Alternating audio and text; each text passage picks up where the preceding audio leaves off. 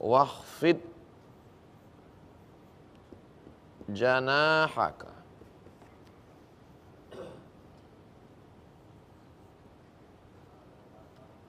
liman ittaba'aka minal mu'minin. Surat Asy-Syu'ara. Kok sinnya nggak pakai gigi, Ustaz? Kita kasih gigi.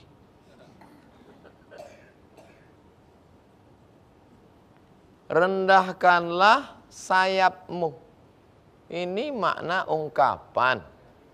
Rendahkanlah sayapmu bukan kalimat yang dipahami secara tekstual bahasa, tapi ungkapan. Ungkapan itu tidak bisa dipahami satu kata per kata. Seekor burung akan terbang ke atas, sayapnya turun atau naik? Naik ke atas. Tapi ketika dia akan turun ke bawah, dia akan melindungi anak-anak burung yang ada di dalam sarang. Makanya kasih sayang juga minar rahmah diungkapkan dengan menurunkan sayap. Orang yang turun merendahkan dirinya ke bumi juga digunakan kata ini. Kalau kalimat ini dikatakan janahaka, engkau ya manusia, biasa karena memang manusia rendah. Tapi kalimat ini ditujukan kepada dia yang tinggi, yang hebat. Ada banyak manusia, tapi hanya sedikit yang jadi nabi. Ada banyak nabi, sedikit yang jadi rasul. Ada banyak rasul, sedikit yang jadi ulul azmi. Ada 5 ulul azmi. Induk dari segalanya adalah sayyidul awwalina wal akhirin. Ana sayyidu waladi Adam. Aku pemimpin anak cucu keturunan Adam. Sayyidina wa maulana Muhammad sallallahu alaihi. Sedang dia saja diperintahkan Allah Ta'ala untuk merendahkan dirinya. Tawadhu, rendah hati. Yang tepat sebetulnya rendah hati atau rendah diri? Rendah hati. Rendah hati. Karena kalau rendah diri itu minder. Salat di samping orang kaya. Limanittaba'aka, kepada orang-orang yang mengikutmu dari kalangan orang beriman. Kalau dia yang mulia, pemimpin para nabi yang dipuji Allah dalam Al-Quran, wa innaka la'ala khuluqin azim. Tidak ada ayat memuji dia, engkau salat tahajud sampai kakimu bengkak, engkau bersedekah sampai kau meninggal dunia tak meninggalkan harta apa-apa, engkau yang pergi haji dan umrah ke Makkah. Tapi yang Allah puji adalah wa innaka la'ala khuluqin azim, akhlak. Ahsanuhum akmalul mu'minina imanan. Orang yang paling sempurna imannya adalah ahsanuhum khuluqan, yang paling baik akhlaknya.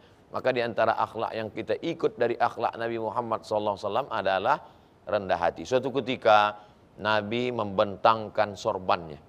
Ini pasir. Nabi bentangkan sorban di atas pasir. Tak lama setelah itu datang seorang perempuan duduk di atas sorban Nabi.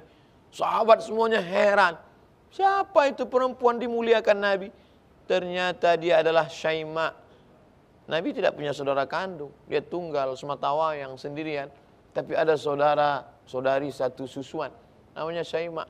Begitu rendah hatinya Nabi pada perempuan. Padahal zaman itu perempuan dianggap biasa saja. Baru saja masa jahiliyah. Nabi memuliakan perempuan. Suatu ketika Nabi sedang duduk. Tidak di kursi. Duduk di bawah. Nabi sedang duduk. Di sebelah Nabi ada anak kecil. Lalu kemudian ada tempat air. Tempat air itu ceret. Apa namanya? Teko. Nabi. Lalu kemudian Nabi bicara kepada anak kecil itu. Kata Nabi, boleh ya saya ambil ini? Kata anak kecil itu, iya. Kita baru ceramah 2 masjid aja. Langsung anak kecil pergi sana. Nabi itu akhlaknya luar biasa. Ketika Nabi musafir bersama para sahabat, apa kata sahabat yang satu? Ya Rasulullah, aku yang akan berburu. Untuk makan mesti berburu dulu. Kata satu mengatakan, ya Rasulullah, aku yang akan mengupas kulitnya. Kata yang satu mengatakan, aku yang akan menghidupkan aku akan memasaknya, menghidupkan apinya. Kata Rasulullah, kalau begitu aku yang akan mencari kayu bakarnya. Nabi rendah hati. Kita sekarang, kamu cari kayu, kamu, saya yang menghabiskannya. Kadang kalau membaca sejarah Nabi SAW itu, kita meneteskan air mata. Kenapa? Betapa jauhnya akhlak kita. Tapi kadang kita terlalu pede berdoa, sombong, angkuh, merasa diri paling hebat. Tapi kalau berdoa malam Ramadan, wa adkhilnal jannata ma'al abrar. Masukkan aku dalam surgamu bersama Nabi Muhammad SAW, ya Allah. Ternyata nabi-nabi, wali-wali melihat video rekaman kita itu. Mereka nonton. Pas mereka ngelihat kita berdoa seperti itu dengan akhlak kita yang jelek, takabur, sombong, angkuh. Maksud Allah masuk surga. Man tawadha'a lillah rafa'ahu Allah. Siapa yang merendahkan hatinya, maka Allah akan mengangkat dia. Makanya dikasih tahu kita bolak-balik, kamu dari tanah, min tin, mimma immahin. Apa kata Sayyidina Ali radhiyallahu anhu? Yang disombongkan manusia itu apa? Awaluhu nutfah, akhiruhu jifah. Awaluhu nutfah, akhiruhu jifah. Manusia itu awalnya, awalnya sperma, ujungnya bangkai. Manusia itu garis startnya sperma, finishnya bangkai. Yang tercipta dari kabel dan besi, Robocop. Kita manusia dibelah keluar darah. Tapi kadang kita belajar ilmu tawadhu ini tidak selamanya dari buku, Mas Didi. Tidak selamanya dari kitab dan hadis. Saya baru beberapa menit perjalanan kita bersama Al-Mukarram Ustaz Umar Mita diajarkan tentang ilmu tawadhu. Sampai tadi ternyata Ustaz Umar Mita sudah nunggu 1 jam. Tapi beliau tidak ada tuh. Apa ini lambat-lambat? Tidak ada. Beliau sedang mengajarkan tawadhu. Begitu sampai salaman, beliau mau cium tangan saya mau cium tangan beliau. Hampir kepala kami tabrak. Sampai di sini tadi pertanyaan ada. Kalau begitu Ustadz Somad yang menjawab akhir. Sampai di sini melihat Ustadz Somad kelihatannya belum buka belum sahur, belum siap diberikan pisang.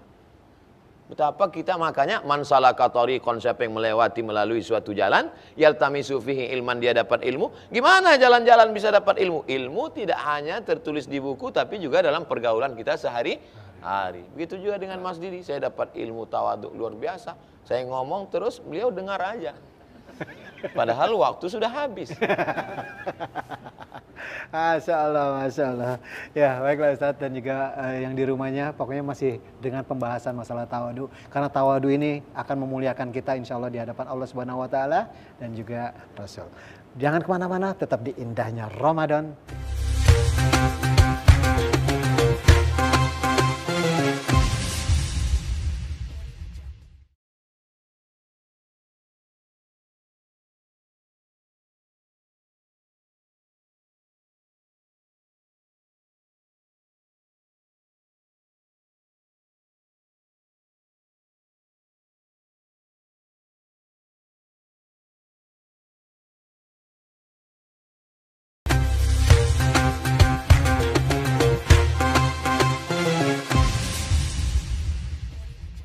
Masya Allah, masih nungguin ya.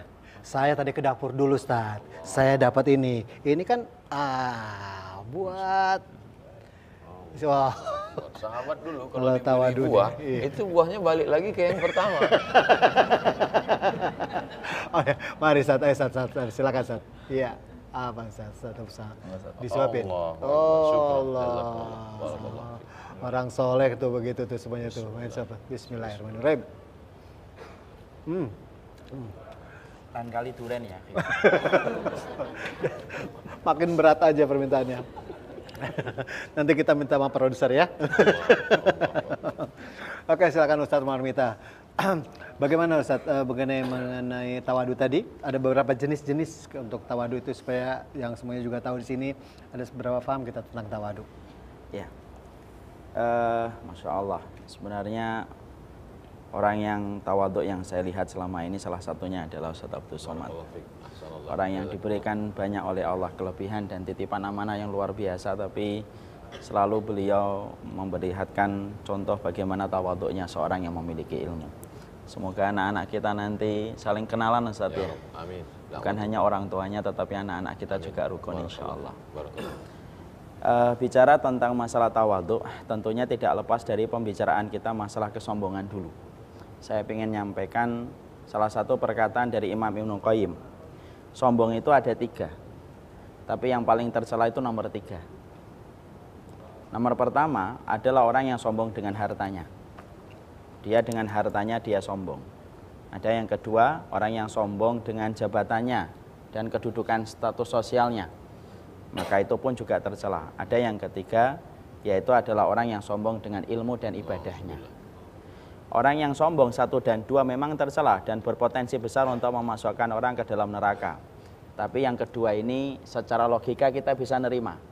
Kalau dia kaya, memang kekayaannya banyak, ya. Walaupun itu sangat tercela, tapi memang kekayaannya itu diinginkan banyak orang. Mungkin sekali sarapan 3 juta, makan malam 5 juta, gitu. Akhirnya songong betul orang kayak gitu. Walaupun itu juga tercela banget, sebagaimana yang disebutkan oleh beliau. Orang yang sombong dengan jabatannya tercela betul dan bisa memasukkan ke neraka dan dosa besar. Tapi logika kita memaklumi karena sesungguhnya jabatannya memang tinggi. Sampai kadang-kadang lupa untuk turun Ustaz kalau jabatannya terlalu tinggi. Tapi yang paling parah itu sombong yang ketiga, yaitu orang yang sombong dengan ilmu dan ibadahnya, kata Imam Ibnu Qayyim. Kenapa? Karena ilmunya belum tentu 100% benar. Ibadahnya pun belum tentu 100% diterima oleh Allah. Karena hari ditampakkan amal kita kepada Allah itu dilaporkannya hari Senin dan Kamis dan belum tentu kita diterima oleh Allah. Hasan al-Basri, salah satu ulama besar itu kalau hari Senin dan Kamis itu nangis. Bukan karena nunggu waktu berbuka puasa Senin dan Kamis. Tapi ketika beliau ditanya, "Ma yubkika, apa yang membuatmu menangis wahai Hasan al-Basri?" Maka Hasan al-Basri itu berkata, hari Senin dan hari Kamis, hari dilaporkannya amal kita selaku manusia kepada Allah. Dan saya khawatir bahwasanya Hasan al-Basri dilaporkan oleh malaikat amal kepada Allah dan malaikat itu berkata, tidak ada satupun amal Hasan al-Basri yang pantas dijadikan amal kebaikan. Maka yang nanya nangis Ustaz, apalagi Hasan al-Basrinya. Nah disitulah kita paham bahwasanya sesungguhnya tidak akan pernah mampu kita tawadhu sampai mampu menghilangkan potensi kesombongan. Dan sesungguhnya yang berpotensi menjadikan kita sombong, takabur, sebagaimana yang dijelaskan sama guru saya Ustadz Somad, itu ada 3, yaitu potensi dengan kekayaannya, potensi dengan jabatannya, dan yang ketiga potensi dengan ilmunya. Makanya banyak orang yang kadang-kadang baru mengikuti taklim, ikroknya masih ikrok 2, tapi sudah merendahkan siapapun yang ada di hadapannya. Dan sudah begitu gampang mencela dan menghujat siapapun yang berbeda dengan dirinya. Dan inilah perkara yang merusak betul dalam kehidupan beragama kita kalau hilang rasa tawaduk kita di dalam kehidupan agama. Saya tertarik Ustadz dengan perbedaan antara dengan Muawiyah dengan sahabat Ali. Itu kan sampai perang Ustadz. Tapi antara sahabat Muawiyah dan Ali itu ketika perang mereka tidak pernah sombong dengan kedudukan mereka di sisi Rasul. Ali tidak pernah perang, sama Muawiyah berkata, kamu tahu nggak, saya ini menantunya Rasulullah. Saya ini adalah sahabat yang dicintai oleh Allah. Kamu lupa dalam perang Mu'tah saya dikatakan dicintai sama Allah. Padahal kalau Ali ngomong kayak gitu sah atau tidak sah? Sah. Itu omongan betul. Muawiyah pun juga kemudian tidak pernah menyombongkan ketika beliau berkhilaf atau ada selisih pendapat dengan Ali. Beliau tidak pernah menyombongkan kedudukan beliau. Saya kemudian melihat, Masya Allah ya, para sahabat itu walaupun mereka berselisih pendapat, itu pun tidak menjadikan mereka sombong dengan apa yang telah mereka dapatkan. Makanya betul kata Sufyan Ats-Tsauri, Adam dan Iblis itu memiliki 3 persamaan tetapi memiliki 1 perbedaan. Tapi perbedaan ini menentukan sikap kembalinya mereka berbeda di sisi Allah ketika yang satu ke surga, yang satu ke neraka. Apa perbedaan, apa persamaan antara Adam dengan Iblis? 1, sama-sama penduduk surga. 2, sama-sama melakukan 1 kesalahan. 3, sama-sama dikeluarkan dari surga. Nabi Adam diturunkan di daratan bumi, 1 riwayat mengatakan di daratan Hindia. Dalam perkataan Imam Ibnu Katsir, Iblis diturunkan di atas air. Tapi 3 persamaannya, sama-sama melakukan 1 kesalahan, dikeluarkan dari surga, sama-sama dulunya penduduk surga. Tapi perbedaannya 1. Nah, Iblis itu kemudian dia sombong walaupun dia salah, beda dengan Nabi Adam ketika beliau merasa rendah dalam tawaduknya ketika dia pernah melakukan dosa, lalu kemudian menebus dengan doa sampai Allah abadikan doanya Nabi Adam, Rabbana dzalamna anfusana. Disitulah kita paham kenapa Allah membimbing Nabi Adam tetapi Allah tidak membimbing Iblis, padahal kesalahannya sama-sama 1. Kenapa Allah kemudian menunjukkan jalan kepada Nabi Adam tapi tidak menunjukkan jalan kepada Iblis, padahal sama-sama dengan 1 konten kesalahan yang frekuensinya sama. Dijawab sama beliau. Karena yang membedakan adalah rasa tawaduk yang ada di hatinya seorang Nabi Adam. Itulah yang menjadikan Allah merahmati Nabi Adam dan akhirnya mewafatkan Nabi Adam dalam kondisi iman. Dan Allah tidak pernah membimbing iblis untuk kemudian bertobat karena sifat sombong yang ada di dalam hatinya dan jiwanya. Nah, disitulah akhirnya kita memahami salah satu pelajaran besar dalam kehidupan kita, yaitu adalah bagaimana seseorang mukmin itu merasa rendah dengan ibadah yang telah dikerjakan dan apa yang telah dilakukan. Ada sebuah kisah yang pernah saya baca dalam Adabus Salaf, Ustaz. Ada seorang imam besar sholat tahajud begitu panjang bersama anaknya. Ketika mereka menghabiskan malam yang begitu panjang, maka kemudian setelah menjelang sholat subuh, maka anaknya membuka jendela. Ketika dia membuka jendela, maka anaknya berkomentar. Dia mengeluarkan taklik, dia mengeluarkan komentar. Lihat, wahai ayahku, berapa banyak rumah-rumah yang masih padam lampunya dan tidak mereka tersungkur kepada Allah dalam sholat malamnya. Maka bapaknya ketika mendengar kata-kata itu langsung marah dan berkata, "Nak, lebih baik kamu tidur dari habis isya sampai subuh, tapi bangun hatimu merasa rendah di hadapan orang yang beriman. Itu jauh lebih mulia daripada kamu sholat tahajud semalam suntuk, tetapi hatimu timbul sifat takabur di hadapan orang-orang yang beriman." Makanya disitulah yang kita akhirnya harus mengerti. Tawadhu itu merupakan perkara yang mahal. Sifatnya membalik logika kita. Kalau kita logikanya semakin merendah, semakin kita rendah. Tapi tidak dalam tawadhu. Semakin kita merendah, Allah yang menaikkan. Kenapa para sahabat mereka dinaikkan sama Allah? Bukan karena kehebatan mereka, tetapi karena tawaduknya mereka yang begitu besar. Makanya tidak ada sahabat yang membanggakan, saya penduduk surga. Tidak ada. Tidak ada Umar bin Khattab ketika berselisih dengan siapapun kemudian mengatakan, saya ini adalah penduduk surga. Tidak ada. Maka sifat tawaduk itulah yang menjadi salah satu hal yang terpenting. Tapi ada tawaduk yang tercela. Tawaduk yang tercela kapan? Ketika kita merendahkan diri kepada orang yang memiliki jabatan, orang yang memiliki dunia, dengan niat untuk memperoleh sekeping dari dunia yang mereka miliki, kita tidak punya iffah, kita tidak punya kehormatan, kita tidak punya izzah, lalu kita merendahkan diri kita, memiskinkan diri kita, supaya kita mendapatkan potongan kepingan dari dunia yang mereka miliki, maka ini termasuk tawaduk yang tercela. Tawaduknya kepada makhluk tetapi tidak kepada Allah Subhanahu wa taala. Alhamdulillahirrahmanirrahim. Itulah sepintas tentang tawadu. Insya Allah kita makin tawadu. Amin. Amin. Ya Rabbal Alamin. Dan buat yang di rumah juga, ingat sebentar lagi imsak. Tapi jangan kemana-mana karena sebentar lagi setelah ini akan ada tanya jawab bersama gurunda kita yang ada di sini. Tetap aja di indahnya Ramadan dan bersama saya tentunya Didi Sumantri.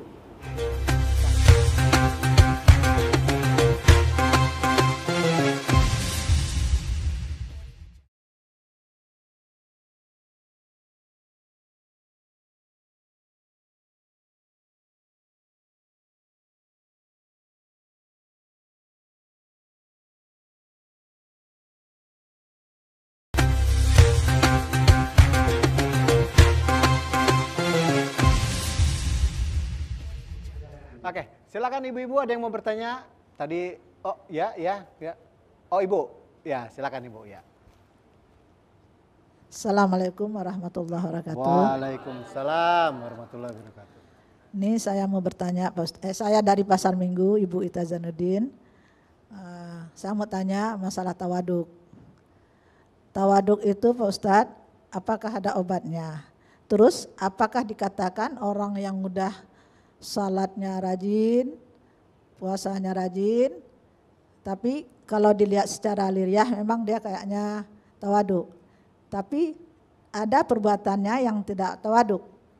Kalau semua teman dia tawaduk banget, rendah hati banget. Tapi ada sesuatu kejadian yang dia tidak bisa mengobat hatinya. Dan apa zikir yang bagus untuk tawaduk? Terima kasih. Assalamualaikum warahmatullahi wabarakatuh. Waalaikumsalam warahmatullahi wabarakatuh. Saya sudah menangkap pertanyaan ibu. Silakan Ustadz Umar Mita langsung saja untuk dijawab. Ustadz tuh, mereka lempar-lemparan terus. Mana nih? Ya silakan. Orang yang kena penyakit takabur, takabbur. Orang kita sebut takabur, sombong, angkuh, merasa diri besar, hebat. Sebenarnya makna sholat itu obat dari sombong. Karena ketika sholat, dia menempelkan keningnya ke tempat yang paling rendah. tempatnya telapak kaki. Cuman kadang orang kan tidak memahami filosofi sholat, makanya tidak disebut shollu, tapi yang disebut adalah aqimus sholat, tegakkanlah. Makna-makna sholat itu mesti menjadi sifat kita dalam keseharian. Perlu dengan filosofi sholat.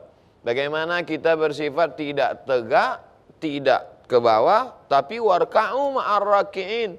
Rukuklah bersama orang yang rukuk. Rukuk adalah posisi pertengahan. Tidak terlampau ke atas, tidak terlampau ke bawah. Tapi kita hidup bersama orang. Warka'u ma'ar raki'in. Lalu kemudian ketika sujud, kita menempelkan tempat yang paling terhormat, paling tinggi di badan kita, ke tempat yang paling rendah, diinjak-injak orang. Dan pada saat itu kita hanya berkata yang paling tinggi bukan kita, subhana rabbiyal a'la, engkau saja yang tinggi ya Allah. Jadi obat sifat takbur sombong ini bagaimana menumbuhkan tawaduk dalam hati? Pertama, sholat. Berbanyak sholat. As-sholatu imaduddin, sholat yang agama. Yang kedua, idza maridha, kalau saudaramu sakit, fa'udhu, kunjungi dia. Sering-sering lihat orang sakit, yang dulu gagah perkasa, yang dulu punya kuasa, yang dulu kaya raya, tapi ketika sakit, kasihan kita melihat. Makanya kita yang lihat seorang sakit itu kita lama merenung. Renung untuk diri kita. Banyak juga orang kadang renung lihat, kenapa? Kapan nih matinya? Jangan. Itu enggak benar. Merenungnya ke dalam, bukan ke sana. Ketiga, idza mata, kalau ada orang mati, fattabi'hu. Iringkan jenazahnya. Man syahidal janazata hatta tudfana, siapa yang ikut jenazah sampai di pemakaman, di pekuburan. Lahu qiratan, dapat 2 qirat. Kata sahabat, apa qiratan itu Rasulullah? Mithlul jabalainil azimaini, seperti 2 gunung bukit Uhud yang besar. Ketika melihat orang meninggal yang dulu punya pakaian seragam kehormatan, baju kebesaran, ukurannya XL. Triple XL. Tinggal semuanya. Digulung dengan kain tidak berjahit. Jangankan jahit tengah, jahit pinggir, jahit tepi pun tidak ada. Kantong? Mati. Kantong? Nggak ada juga. Nggak bawa uang, nggak bawa dompet, tinggal semuanya. Perhiasan tinggal. Betapa kita tidak membawa apa-apa. Pada saat itu kita sedang disadarkan bahwa kita bukan siapa-siapa, bukan apa-apa. Hal ata'alal insani hinum minad dahri lam yakun syai'an madhkura. Sudah diajak sholat, enggak tawaduk juga. Sudah diajak ngelihat orang sakit, enggak tawaduk juga. Sudah diajak ngelihat orang mati, enggak tawaduk juga. Sabar sampai dia mati. Jazakallah khair, Ustaz. Oke, tadi sudah ibu-ibu, sekarang coba bapak-bapak ada yang mau tanya? Silakan. Oh, sebelah sini ya. Silakan. Bismillahirrahmanirrahim. Assalamualaikum warahmatullahi wabarakatuh. Waalaikumsalam. Berkaitan dengan tawadu, misalkan ada satu contoh kasus, ada seorang ustadz baru pulang misalkan dari belajar, baik itu dari pesantren atau di luar negeri, tapi masih menahan diri untuk berdakwah di lingkungannya sendiri, karena dengan alasan sudah ada kiai sepuh kayak duluan. Apakah itu termasuk tawadu atau bagaimana Ustadz? Terima kasih. Saya rasa Ustadz Umar Mita yang langsung menjawab. Bismillah. Ketika ada kasus yang terjadi tentang seseorang yang pulang dari tempat belajarnya, lalu dia ada di satu tempat, lalu mendahulukan orang lain. Maka kalau dalam beberapa porsi, maka sesungguhnya itu hal yang terpuji. Tetapi tidak setiap kesempatan semacam itu. Al-Isar mengutamakan orang lain dalam perkara fil ibadat dan perkara ilmu termasuk sesuatu yang tidak disarankan. Kalau kemudian ternyata ada seorang kiai, kita boleh mempersilahkan, tetapi kalau ada satu ilmu ketika sang kiai itu tidak mengetahuinya atau belum mengetahuinya, maka lebih baik kita juga menyampaikan tetapi dengan adab yang baik, dengan akhlak yang baik, supaya dengan akhlak itu hikmahnya dan kemakrufannya tetap ada. Maka mempersilahkan orang yang lebih dulu termasuk salah satu bentuk tawadhu, tapi tidak setiap perkara semacam itu. Nah, ketika dibutuhkan ilmunya, maka dia harus tetap menyampaikan. Dan bentuk tawaduknya, orang yang sudah lama yang berada di tempat itu pun juga harus memperlihatkan sikap tawaduknya. Ketika beliau tahu ada orang yang baru belajar, pulang, dan bisa jadi ilmunya lebih banyak daripada ilmunya beliau, walaupun beliau mungkin mengajar lebih lama, kalau dia memiliki sifat tawaduk, pasti akan memberikan kesempatan kepada yang muda, kepada yang datang, yang bisa jadi ilmunya lebih besar daripada ilmu yang dimiliki oleh dirinya. Nah, sikap semacam itulah yang kita harus miliki. Tawadhu itu bukan hanya dari yang muda kepada yang tua, tapi yang tua pun kepada yang muda.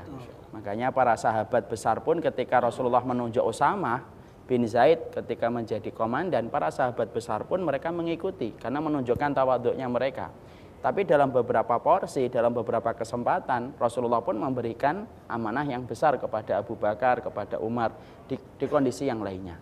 Disinilah yang kita harus benarkan. Tawadhu itu bukan hanya kita tuntut dari yang muda kepada yang tua, tetapi dari yang tua pun harus senantiasa memperlihatkan sifat tawadhunya dengan memberikan kesempatan kepada yang baru datang dengan ilmunya. Ustaz, mungkin Ustaz Abdul Somad ada yang bisa ditambahkan bagaimana untuk menjalani ibadah puasa ini supaya kita bisa lebih tawadhu lagi, Ustaz. Karena banyak sekali yang puasa akhirnya merasa ya nggak tawadhu, Ustaz, gitu loh, Ustaz. Salah satu sebab kenapa orang itu sombong kan karena tidak merasakan perasaan orang lain. Ya. Itu salah satu sebabnya. Maka Ramadan ini mengajarkan kita tidak hanya sekedar merasakan lapar melalui bahasa dan istilah. Lapar menurut etimologi, lapar menurut terminologi, lapar menurut pakar psikologi, lapar menurut ilmu biologi. Bukan itu. Lakukan puasa kau akan merasakan lapar. Ternyata kalau sudah perut lapar tidak ada beda antara diplomat dengan penjual tomat. Sama-sama gula darahnya turun, lapar, bawaannya mau ngamuk. Yang selama ini berwibawa, yang selama ini jaga image, kalau sudah lapar mana? Nah, akhirnya pada saat itulah kita yang lapar itu baru sadar, oh ternyata aku selama ini dihormati orang karena jaga wibawa, karena perut kenyang. Maka saat itu kita sedang merendahkan diri, merendahkan nafsu, merendahkan semuanya, dan pada saat itu barulah kita ada efeknya. Makanya puasa itu bukan hanya sebatas pada menahan makan minum saja. Kalau tidak berpengaruh kepada perilaku kita, salah satunya adalah sifat tawadhu. Keluar dari Ramadan ini mudah-mudahan kita semuanya menjadi orang yang tawadhu rendah hati. Karena kita sudah merasakan perasaan fakir miskin. Barakallahu fiik. Ya, terima kasih Ustaz Abdul Somad dan juga Ustaz Umar Minta. Ya, jangan kemana-mana karena masih di indahnya Ramadan supaya kita puasanya nanti lebih indah lagi.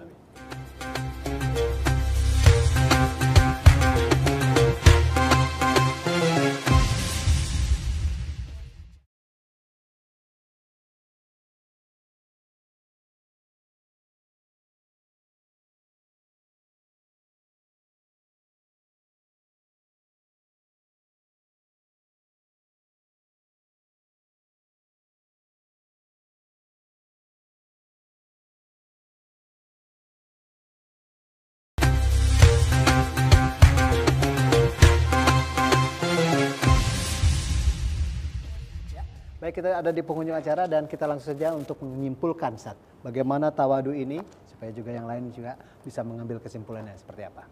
Silakan Ustaz Umar Minta. Izin lagi, Ustaz. Bapak dan Ibu yang semoga Allah rahmati. Amin. Ilmu dan ibadah serta akhlak itu sesuatu yang saling berkaitan.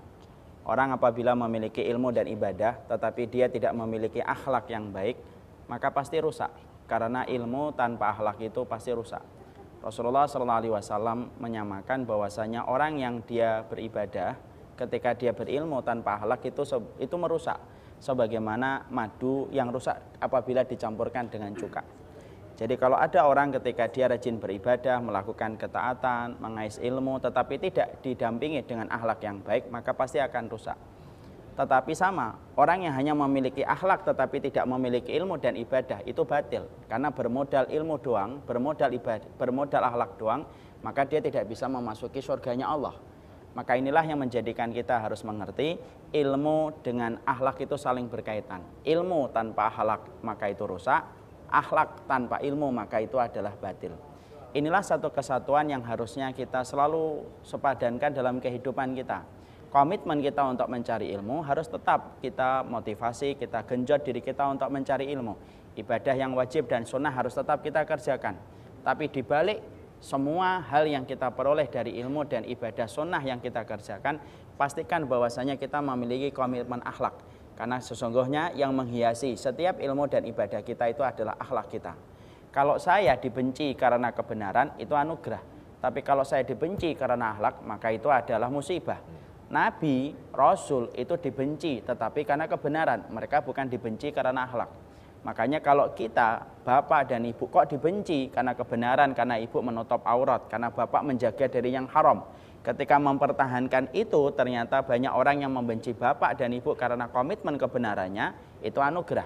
Tapi kalau bapak dan ibu dan saya kemudian dibenci karena kita tidak pernah merendah di hadapan orang yang beriman, kita sombong ketika kita mendapatkan ilmu dan ibadah, maaf, orang yang dibenci karena akhlak itu adalah musibah. Karena tidak ada orang solih terdahulu yang mereka dibenci karena akhlak, mereka dibenci karena kebenaran. Maka inilah yang menjadikan kita senantiasa melazimi bagaimana kehidupan akhlak. Hari ini seakan-akan sunnah itu bertabrakan dengan akhlak. Kalau orang ingin ngamalin sunnah, seakan-akan tidak peduli akhlak. Seakan-akan pula ada orang yang mengatakan yang penting akhlak, tidak usah menyakitin orang. Masalah ilmu ibadah tidak usah dipikir. Yang penting kamu itu tidak mendolimi orang. Maka ini juga tidak benar. Pastikan bahwasanya akhlak dengan ilmu serta ibadah bagaikan sayapnya burung yang mereka bergantian untuk mengepakkan sayap itu untuk terbang menuju kepada keridhaan Allah Subhanahu wa taala. Barakallahu fiik, jazakallahu khair kasir. Alhamdulillah ya, pencerahannya banyak sekali ya. Terima kasih Ustadz Abdul Somad, Ustadz Umar Mita. Masya Allah pencerahannya insya Allah akan membuat kita lebih kuat lagi, lebih yakin lagi bahwa Islam itu luar biasa. Masya Allah. Baiklah, saya Didi Sumantri akan mengakhiri acara ini. Tapi sebelum mengakhirinya silakan Ustadz Abdul Somad untuk memimpin doa dulu. Supaya besok kita puasanya lebih strong lagi Ustadz. Amin. A'udzubillahi minasyaitonirrajim. Bismillahirrahmanirrahim. Alhamdulillahirabbil alamin. Wassalatu wassalamu ala asyrafil khalqi ajma'in. Sayyidina Muhammad wa ala alihi wa sahbihi ajma'in. Allahumma tahhir qulubana minal kibri. Ya Allah, sucikan hati kami, bersihkan kalbu kami dari penyakit takbur, merasa diri lebih besar, lebih mulia, lebih hebat daripada orang lain. Ya Allah, Allahumma ja'alna minal mutawadhi'in. Jadikan kami orang-orang yang tawadhu, bersifat rendah hati, tapi bukan karena ingin dipuji, tawadhu karena Engkau semata. Ya Allah, Allahumma ja'alna minal mutahabbina bijalalik. Dengan sifat rendah hati itu jadikan kami orang-orang yang bersaudara karena kemuliaan-Mu. Ya Allah, azillana tahta zilli arsyika la yawma la zilla illa zilluk. Beri kami naungan di padang mahsyar. Pada saat itu tak ada tempat bernaung kecuali Engkau saja. Ya Allah, Allahumma a'inna, tolong kami ala zikrika, supaya hati kami ini senantiasa berzikir mengingat-Mu, wa syukrika, selalu bersyukur kepadamu, wa husna ibadatik, beribadah dengan ibadah yang agung dan mulia. Ya Allah, Allahumma innaka afuun, Engkau maha pemaaf, tuhibbul afwa, Kau cinta pada maaf. Fa'fu anna, maafkan kami karena dosa-dosa hati kami. Maafkan kami atas segala khilaf dan salah kami. Ya Allah, Allahumma ja'alna ma'al habibil mustafa fi jannatikal ula. Satukan kami bersama Nabi Muhammad SAW dalam surga Jannatul Firdaus. Rabbana atina fid dunya hasanah wa fil akhirati hasanah wa qina adzaban nar. Wa sallallahu ala Muhammad wa ala alihi wa sahbihi wasallam walhamdulillahi rabbil alamin.